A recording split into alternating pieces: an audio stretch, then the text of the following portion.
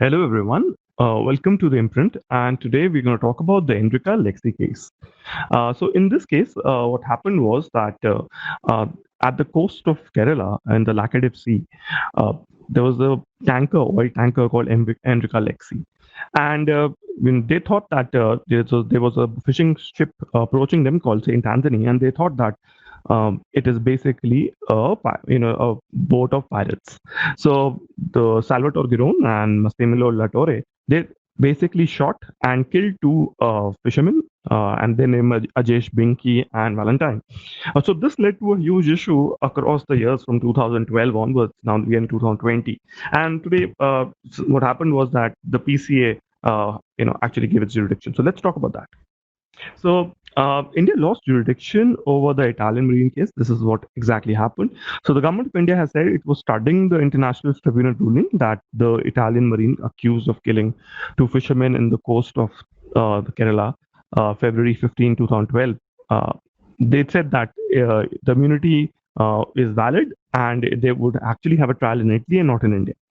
Now, while the tribunal held Italy's favor in the main submission, it does found merit that the India's counterclaim that the Marines had violated the freedom of navigation rights under UN clause by shooting at Saint Anthony. And what the PCA said was that they should pay compensation to the victim's family, the boat owner, and the crew members. So, our first question would be what is the Permanent Court of Arbitration? So, the Permanent Court of Arbitration is an intergovernmental organization. Note, it is an intergovernmental organization, it is not a UN body. It is located in The Hague. It is not a court in the traditional sense, but provides services of an arbitrary tribunal to resolve disputes that arise out of the international agreements between member states, international organizations, or private parties. The case spans a range of legal issues involving territorial and maritime boundaries. There are cases of sovereignty, there is cases of human trafficking, there is cases of human rights, international investments, regional trade, etc. PCA is constituted through two separate multilateral conventions. It has a membership of 122 states. Nearly everybody who is a member of UN is there. Please note that, as I said before, the organization is not a UN agency. So, as we briefly mentioned, the Enrica Lexi case is an ongoing international controversy. This is off the coast of Kerala. Indian fishermen were killed. This was in 2012. It led to a huge issue between India and EU as well. Shortly after the incident, after the Marines killed the two, the Indian Navy intercepted the MV Lexica, detained the two Marines. Uh, that has sparked a conflict of opinions over the legal jurisdiction and functional immunity between the governments of India and Italy. So there was a debate. So there are actually Italian Marines who shot, but they were on a commercial vehicle. So what law would actually be applicable on them? The question would be that whether it should be Italian law or it's in Indian waters. So whether it should be done again by India. So there's a debate in there. So after having being detained for no formal charges for 2 to 4 years because everybody was unclear of the jurisdiction, the Marines were released and they went to Italy to vote during one of the elections in Italy. So meanwhile, independent UN court was charged to resolve the conflict of jurisdiction. The EU Parliament resolution said that no charges have been brought, and the Italian Marines' detention was a serious breach of human rights. Tendentially, obviously, if you think about it, it does bring into attention to the practice of commercial shipping using armed guards. It had commercial implications between India and Italy. 2nd of July 2020, the PCA, recognized the functional immunity as we talked about.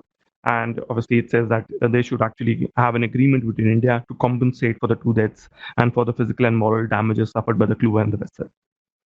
So, what is the lesson for India? The first lesson, what we think is the fact that the PCA is actually a European body. If you think about it, right? They do talk about having, India and Italy having concurrent jurisdiction, but it says that Marines immunity precluded India's jurisdiction. Now, this is something that I'm definitely saying India should not really accept. Right? At the end of it, Indian people were killed. Definitely, we should oppose this arbitration because it's done by the Europeans for the Europeans. I would say in that sense, it's an international arbitration court. But if you look at the constitution and what kind of people are there, they are mostly Europeans. So it's very difficult to accept fairness in that case. So what should we do, and what are the lessons? So the thing is that the vessel was in the country's contiguous zone, and it is quite clear that the offense warranted arrest and prosecution again, under domestic law. The incident had caused national outrage. I would say that this is a big loss for Indian diplomacy. The piracy angle, which basically was thrown by the Italian, Marines and the MV Enrica Lexi, uh, you know, basically there was no piracy involved. It was just a fishing boat. So a regular trial was in order.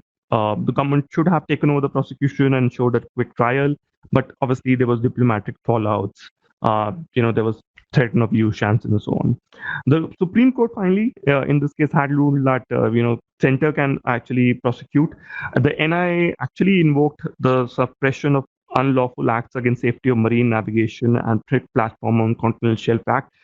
This provided a diplomatic furor as it provided a death penalty. It kind of makes Italy into a terrorist state. So there was a huge issue there as well. Finally, these charges were dropped. The PCA award, which is final, has been accepted by India, is a huge setback. I still say we should actually not accept this.